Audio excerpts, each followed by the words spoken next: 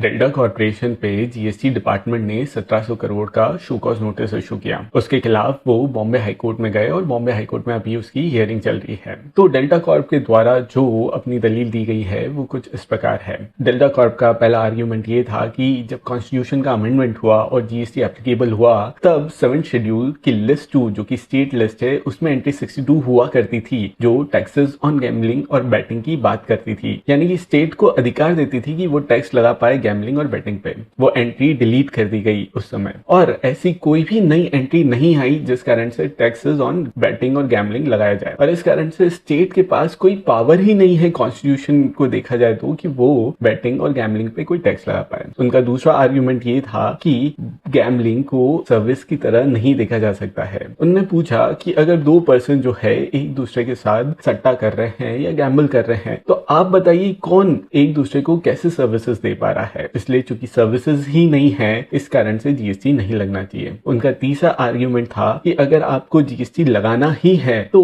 फिर आपको gross gaming value पे लगाना चाहिए। ग्रॉस गेमिंग वैल्यू होती क्या है? ग्रॉस गेमिंग वैल्यू यानी कि जितने की चिप खरीदी माइनस जितने की चिप वापस रिटर्न की रिडीम की वो वैल्यू पे ही आप करें। टोटल बैट वैल्यू पे जीएसटी लगाना गलत है और इन आर्ग्यूमेंट के कारण इन आर्ग्यूमेंट को उन्होंने जो है कोर्ट के समक्ष रखा है। फिलहाल हियरिंग चल रही है, आगे देखते हैं कि इस केस में होता क्या है।